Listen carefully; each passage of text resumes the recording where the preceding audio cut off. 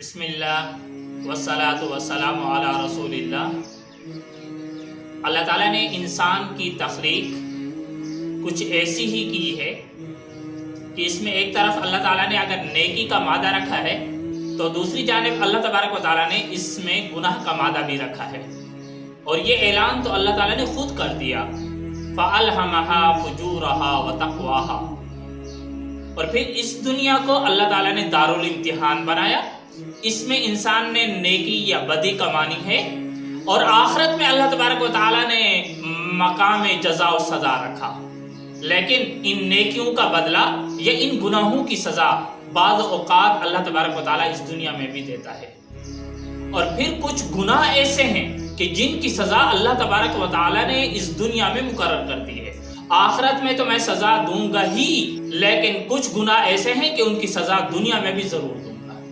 جیسا کہ گنوایا جاتا ہے کہ ماں باپ کا نافرمان اللہ تبارک و تعالیٰ آخرت میں تو سزا دیں گے ہی، لیکن اللہ تعالیٰ دنیا میں بھی اپنی اولاد سے اسے وہی سزا دلواتے ہیں، وہی سزا اور وہی نافرمانیاں دکھواتے ہیں جو اس نے اپنے والدین کے ساتھ کی ہوتی ہے۔ جیسا کہ ایک بدکار زانی شخص ہوتا ہے، اللہ تبارک و تعالیٰ انہی کے خاندان کے ساتھ یہ سزا اس دنیا میں اس کو دیتا ہے۔ ان گناہوں میں سے ایک گناہ ظلم کا ہے۔ جو شخص ظلم کرتا ہے اللہ تبارک و تعالیٰ ضرور اس کی سزا آخرت میں تو دیں گے ہی، لیکن اس کی سزا دنیا میں بھی ضرور دیتے ہیں۔ علامہ ابن حجر رحمۃ اللہ علیہ نے اپنی کتاب الزواجر میں ایک واقعہ لکھا ہے، کہتے ہیں کہ مجھے ایک شخص نے بیان کیا جس نے ایک ظالم شخص کو دیکھا جو بازار میں بیٹھا تھا، اور جس کا ایک ہاتھ بالکل کندھے سے کٹا ہوا تھا، اور کہہ رہا تھا کہ بھئی مجھے دیکھ کر عبرت حاصل کر لو، مجھے دیکھ کر عبرت حاصل کر لو۔ تو میں قریب ہو گیا تو کیا دیکھتا ہوں اس شخص کو کہ کہتا ہے کہ ایک دن میں نے دیکھا ایک مچھیرے نے بہت بڑی مچھلی پکڑی، اور یہی سوچا کہ اس کو جا کر بازار میں بیچوں گا، یہی بیچ کر اپنے بچوں کے لیے کھانے پینے کا سامان لے جاؤں گا، اور اس خوشی میں تھا کہ آج کی دہاڑی تو بڑی اچھی لگ گئی۔ تو اسی دوران میں بھی اس پر پہنچ گیا، اور میں نے جب دیکھا کہ بہت بڑی مچھلی پکڑی ہوئی ہے، اور میں نے یہ بھی دیکھ لیا کہ میں تو اس پر طاقتور ہوں اور اسے چھین کر یہ لے سکتا ہوں، تو میں نے اس پر ظلم شروع کر دیا۔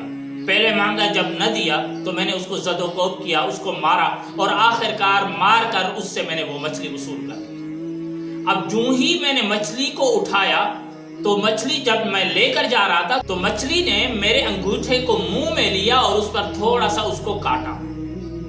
بس اس کا کیا ہی کاٹنا تھا کہ میرے اس انگوٹھے میں ایک شدید درد محسوس ہوا، اور وہ بڑھتا چلا گیا یہاں تک کہ کندھے تک جا پہنچا۔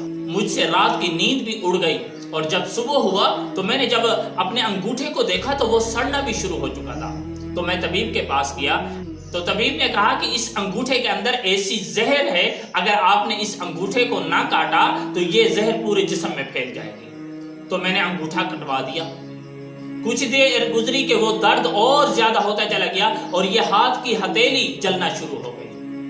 تو طبیب نے کہا کہ بھئی ہم کٹوں سے کاٹیں گے، وگرنہ یہ پورا ہاتھ کاٹنا پڑ جائے گا۔ ہم نے وہ کٹوں سے ہتھیلی بھی کاٹ ڈالی۔ کچھ دیر گزری تو پھر یہ پوری کوہنی تک ہاتھ جلنا شروع ہو گیا۔ تو طبیب نے کہا ابھی کوہنی سے نہیں، یہیں سے کاٹ دیتے ہیں جہاں تک درد ہے، اگر یہاں سے ہم نہیں کاٹتے، اگر یہ درد آگے سرایت کر گیا تو پھر آپ کے پورے جسم کو، پوری جان کو خطرہ ہو سکتا ہے۔ تو ہم نے اجازت دی اور یہاں سے کاٹ دیا گیا۔ تو جو ہی ہاتھ کٹا مجھے سمجھ تو آ گیا کہ میں نے ظلم کیا، اور اس ظلم کی سزا مجھے مل رہی ہے۔ تو ظالم کہتا ہے کہ میں نے دل میں سوچا کہ اب جا کر اس شخص کو ڈھونڈوں گا اور اس سے معافی مانگوں گا۔ تو کہتے ہیں میں گھومتا پھرتا ایک جگہ دوسری جگہ سے پوچھتا کہ فلاں مچھیرا فلاں جگہ پر کھڑے ہو کر مچھلیاں پکڑتا ہے، اس کا گھر کہاں ہے؟ تو جب میں نے معلوم کر لیا تو اس کے گھر جا پہنچا، تو اس کو میں نے کہا بھئی میں وہ فلاں شخص ہوں جس نے فلاں دن آپ کو زد کوب بھی کیا اور آپ سے مچھلی بھی چھینی۔ تو اس نے کہا پھر یہ آپ کے ہاتھ کو کیا ہوا؟ تو میں نے کہا بس میرے ہاتھ کے ساتھ یہی ہوا جو میں نے آپ کے ساتھ ظلم کیا، اور بعد میں اسی مچھلی نے میرے انگوٹھے پر کاٹا، اور پھر اس کے بعد یہ بڑھتا چلا گیا مرض، اور میں نے ہاتھ کٹوا دیا۔ تو اس نے کہا اب میں تجھے معاف کرتا ہوں۔ تو ظالم نے کہا پہلے مجھے یہ تو بتا کہ جس وقت میں نے آپ کو زد و کوب کیا، جس وقت میں نے آپ سے مچھلی چھین لی، آپ نے اس وقت کیا کلمات کہے؟ تو اس نے کہا میں نے اللہ سے آرزو کی، اے اللہ میں کمزور ہوں، یہ طاقتور ہے، لیکن تو اس سے بڑھ کر طاقتور ہے، اپنی طاقت کا کرشمہ اس ظالم پر ہے، اللہ تو مجھے اپنے آنکھوں سے دکھا دے۔ تو اللہ کی طاقت کا کرشمہ میں نے آج دیکھ لیا، اب جاؤ میں نے تجھے معاف کرتا ہوں۔ تو اس وجہ سے علماء کہتے ہیں جب کسی کمزور کے ساتھ زیادتی کر لو، جو بدلہ نہ لے سکتا ہو اور وہ اپنا معاملہ اللہ پر چھوڑ دے، اس سے زیادہ ڈرا کرو بنسبت اس شخص سے کہ جو آپ سے بدلہ لے سکتا ہے اور آپ سے دوبارہ جھگڑتا ہے، آپ سے اس دنیا میں بدلہ لے لیتا ہے۔ وہ سمجھو کہ میرے لیے اچھا ہو گیا، لیکن جو شخص اپنا معاملہ اللہ پر چھوڑ دے اس سے زیادہ ڈرا کرو۔ تبارك الذي نزل الفرقان على عبده ليكون للعالمين نذيرا۔